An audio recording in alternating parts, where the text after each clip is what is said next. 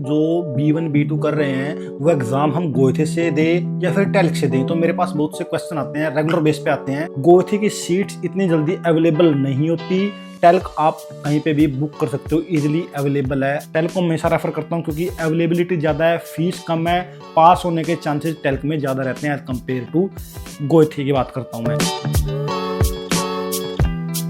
तो मैं स्वागत करता हूं। तो मेरे पास बहुत से कमेंट आते हैं कि प्रिंस भाई हम जो B1 B2 कर रहे हैं वो एग्ज़ाम हम गोएथे से दें या फिर टेल्क से दें। तो मेरे पास बहुत से क्वेश्चन आते हैं, रेगुलर बेस पे आते हैं। तो मैं आप लोगों को बताऊं, जो मैंने B1 का मेरा सर्टिफिकेट है मेरे पास, वो दिल्ली गोएथे से मैंने सन 2022 मई में दिया था। उसके बाद जो मैंने मेरा टेल्क का सर्टिफिकेट लिया था वो रोस्टोक 2000 लास्ट ईयर, यानी कि लास्ट ईयर मैंने मेरा B2 एग्जाम पास आउट किया है। तो मेरे पास दोनों ही एक्सपीरियंसेस हैं। जो मैं बात करूँ तो B1 मैंने गोएथे से दे रखा है और B2 मेरा है जो टेल्क से मैंने दे रखा है। तो इनमें से मेरा जो मेरे को ओपिनियन लगता है कि हाँ विच इज़ बेटर और कौन सा आसान है और दोनों की जो एक मान्यता है वो बराबर की है या नहीं है, तो मैं आप लोगों को क्लियर करता हूँ साफ साफ और बिल्कुल ही स्पष्ट वर्डों में। तो गोएथे की बात करते हैं। सबसे पहले गोएथे की, आई थिंक, मुझे पता है, श्योर हूं मैं कि गोएथे की फीस है, जो फीस स्ट्रक्चर है वो टेल्क से थोड़ा सा माइन्यूट सा ज़्यादा रहता है। तो सबसे पहला डिफरेंस तो यही आ जाता है। दूसरा बात मैं अगर बात करूँ तो सीट अवेलेबिलिटी की बात करूँ तो गोएथे की सीट्स इतनी जल्दी अवेलेबल नहीं होती, टेल्क आप कहीं पे भी बुक कर सकते हो, इजीली अवेलेबल है। अगर आप लोग एक बार रह जाते हो, मैं बात करता हूँ, सबसे पहले मैंने गोएथे का एग्जाम दिया, मैंने चारों टाइल्स थी जो मेरी, मैंने एक बार में उसको एग्जाम दिया था दिल्ली गोएथे से। मेरी 3 टाइल्स एक बार में निकल गई थी, चौथी टाइल यानी कि स्पीकिंग मेरी नहीं निकली थी। पर दिल्ली गोएथे के ही अंडर जयपुर में एग्जाम था, मैं उसके नेक्स्ट मंथ जयपुर में एग्जाम दे के आया था। सीट्स अवेलेबिलिटी का पंगा रहता है, इशू रहता है, लोगों को जल्दी जल्दी सीट्स नहीं मिलती क्योंकि गोएथे का जो एक ऐसा सीन रहता है, जो इंटरनल स्टूडेंट होते हैं वो उनको सीट दे देता है। ये बात किसी को नहीं पता, मैंने आप लोगों को यूट्यूब पे बता दी। तो टेल्क की बात करता हूँ। टेल्क की अवेलेबिलिटी इंडिया के अंदर बात करूँ, बहुत सी जगह आई थिंक अभी चंडीगढ़ के अंदर भी है, नोएडा के अंदर भी है, आगरा के अंदर भी है, मुझे नहीं पता, 2 4 5 6 जगह है जहाँ पे आप लोगों को इजी सीट अवेलेबल हो जाती है। अगर मैं बात करूँ, अगर मैं एग्जाम फॉर्मेट की बात करूँ तो गोएथे के अंदर क्या रहता है, 4 टाइल्स रहती हैं। अब स्पीकिंग हो गई, लिसनिंग हो गई, रीडिंग हो गई और राइटिंग हो गया। तो क्या है कि आपको चारों डिफरेंट डिफरेंट आप लोगों को देनी पड़ती हैं। टेल्क में ऐसा नहीं होता। टेल्क के अंदर 2 टाइल्स होती हैं, एक्चुअली करनी तो सारी पड़ती हैं लेकिन होती 2 हैं उसके अंदर। जो एक मेन बात करूँ तो एक तो स्पीकिंग हो गई, स्पीकिंग एक तो पूरी डिफरेंट हो गई, स्पीकिंग आप लोग निकाल लेते हो, कोई ज़्यादा इतना इशूज में रहता नहीं, आप लोग निकल जाते हो। जो एक राइटिंग एग्जाम होता है, राइटिंग के अंदर सारी चीज़ें इंक्लूड होती हैं, उसके अंदर लिसनिंग भी इंक्लूड उसी के अंदर होती है और रीडिंग भी उसी के अंदर इंक्लूड होती है। 2 पार्ट्स के अंदर टेल्क का एग्जाम है जो डिवाइडेड रहता है। जो B2 का एग्जाम था मेरा वो 2 चीज़ों के अंदर डिवाइडेड था। गोएथे की बात करूँ तो 4 चीज़ों के अंदर डिवाइडेड है वो। 4 एग्जाम आपको डिफरेंट डिफरेंट आप लोगों को देने पड़ेंगे। ये होता है कि अगर आप लोगों ने 3 पास कर लिए, 1 नहीं पास हुआ, तो आप लोग उस एग्जाम को दोबारा से रिपीट दे सकते हो। कई बंदों की होती है 2 टाइल्स हो जाती हैं, 2 टाइल्स रह जाती हैं, वो 2 टाइल्स क्या है बाद में दे देते हैं। गोएथे के इसका टेल्क का क्या सिस्टम रहता है, टेल्क के अंदर अगर आप लोगों की 2 टाइल्स हैं, अगर आप लोगों ने 1 पास कर ली तो 1 रह गई, तो आप लोगों को सिर्फ 1 देने की जरूरत रहती है। ये नहीं कि आप पूरा एग्जाम आप कंप्लीटली दोबारा दोगे, एक क्राइटेरिया होता है। गोएथे के अंदर मैं बात करूं तो एवरी इन ईच एग्जाम की बात करता हूं मैं, तो उसके अंदर आप लोगों के पास 30 क्वेश्चन आते हैं। 30 में से आप लोगों को 18 पास करने होते हैं, यानी कि आपको 60% मार्क्स चाहिए, 60 नंबर आपके लोगों के 100 में से आने चाहिए, जब जाकर के आप लोग पास होते हैं। टेल्क के अंदर की बात करूं मैं तो टेल्क के अंदर 135 के अराउंड, कोई इतने मतलब 130 140 के अराउंड 200 में से ऐसे नंबर होते हैं, वो पास आप लोगों को करने होते हैं।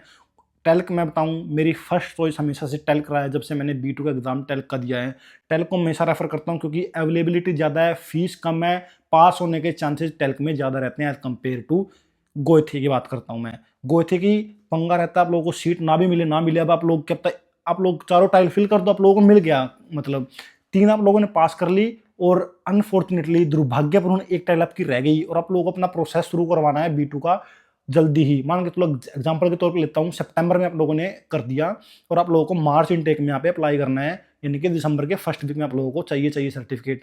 ऐसा होता है कई बार पूरे इंडिया के अंदर ही गोएथे की, क्या पता सितंबर में आप लोगों ने पास किया, अक्टूबर नवंबर क्या पता दिसंबर में आप लोगों को सीट्स मिले जा करके, और वहाँ पे इशू क्रिएट हो जाता है, आप लोगों का इनटेक निकल जाता है, फिर आप लोगों को नेक्स्ट इनटेक के लिए आगे बढ़ना पड़ता है। तो मैं हमेशा से प्रेफर करता हूँ कि आप लोग टेल्क से ही एग्जाम दो। टेल्क को मेरा पर्सनल एक्सपीरियंस है कि हाँ, मैं आप लोगों को रेफर कर रहा हूँ।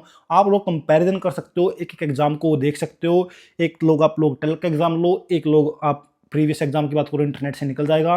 गोएथ का एग्जाम लो, थोड़ा-सा बैठो, देखो, पढ़ो, फॉर्मेट समझो। आप लोगों को जो अच्छा लगे आप लोग वो कर सकते हो। लेकिन अगर मैं बात करूँ तो आप लोग टेल्क के साथ जाएँ। टेल्क का एग्जाम निकालना एज़ कम्पेयर टू गोएथ बहुत ईज़ी रहता है, सीट्स अवेलेबिलिटी है और दोनों की जो इक्वालिटी है, यानी कि जो दोनों ही वैलिड हैं। मैं ये नहीं कहता कि गोएथ वैलिड है, गोएथ के साथ आपको वीज़ा की 100% आप लोगों को मिलेगा। टेल्क के साथ जाओगे तो आपका 50% हो जाएगा। दोनों ही जो सर्टिफिकेट हैं, दोनों के दोनों सर्टिफिकेट वैलिड हैं एवरीवेयर, जॉब के लिए भी और यूनिवर्सिटी एडमिशन के लिए भी। आप लोग दोनों कर सकते हैं। लेकिन अगर मैं मेरी बात करूँ, मैंने दोनों एग्जाम दिए हैं, मेरा खुद का पर्सनल एक्सपीरियंस है। मे बी अगर मैं C1 का एग्जाम भी दूंगा इन फ्यूचर आने वाले थोड़े दिनों में, साल के अंदर, 1.5 साल के अंदर, कभी भी, तो मैं टेल्क को ही चूज करूंगा। टेल्क के ही साथ अपना C1 का एग्जाम देने की कोशिश करूंगा, क्योंकि गोएथ 4 टाइल्स में डिवाइडेड है, वो मैं नहीं करना चाहता। सिर्फ 2 टाइल्स करो और इजी सीट अवेलेबल है। बोलते हैं कि आसान भी है, फीस भी बहुत ज़्यादा कम है। अगर मैं जर्नी की बात करता हूँ फीस कंपैरिजन की, टेल्क की फीस कितनी है? ऑलमोस्ट 200 यूरो के आसपास फीस है। 200 यूरो में मैं B2 का एग्जाम दे के आया था।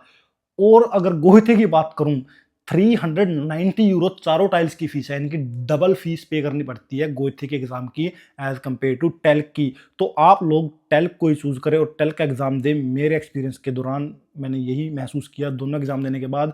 वैसे इसके लिए बहुत से एग्जाम और भी वैलिड है। USD मेरे को कोई एक्सपीरियंस नहीं, ना मैं इसके ऊपर बता रहा हूँ कि कैसा होता है कैसा नहीं। शायद अगर आप चाहते हैं तो USD का भी एग्जाम दे सकते हैं, वो भी वैलिड है। उसकी भी वैलिडेशन इतनी ही है जितनी ही गोएथ के एग्जाम की होती है।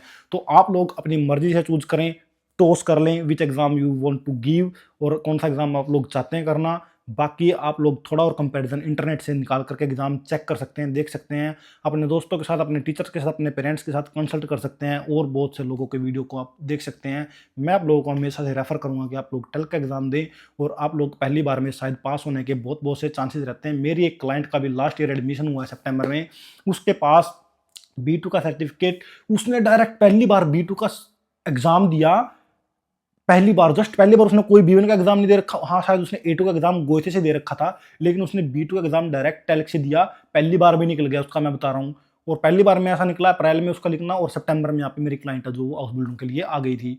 तो मैं पहले बोलता हूँ कि टेल्क के चांसेस हैं पहली बार में निकलने के बहुत ज़्यादा रहते हैं। लेकिन गोएथ में क्या है कि क्या तो 2 बार भी देना पड़ जाए, 3 बार भी देना पड़ जाए, और वो घुमाते रहते हैं गोएथ वाले। मैं आप लोगों को क्लियर कर दूँ थोड़ी सी। और अगर आप लोग लैंग्वेज करना चाहते हैं, लैंग्वेज स्टार्ट नहीं करी आप लोगों ने, तो आप लोग मेरे टीचर के साथ लैंग्वेज शुरू कर सकते हैं। मैंने एक कॉम्बो पैक निकाला है, सिर्फ और सिर्फ 40,000 के साथ आप A1 से शुरू कर करके B1 तक कर सकते हैं, ओनली जस्ट 5 मंथ। और 6ठे महीने के अंदर हम एग्जाम प्रिपरेशन करवाते हैं, जहाँ पे आप लोगों की एक कॉम्बो पैक के साथ एक इतना चीप मैं लेके आया हूँ, मार्केट रेट से हाफ प्राइसेस के अंदर। आप लोग इसको ज्वाइन कर सकते हैं। मैंने डिस्क्रिप्शन में लिंक डाला, या फिर आप इंस्टाग्राम पर मुझे कॉन्टैक्ट कर सकते हैं। मेरी टीम मेंबर के साथ आप बात कर सकते हैं और आप ज्वाइन कर सकते हैं हमारी ऑनलाइन क्लासेज।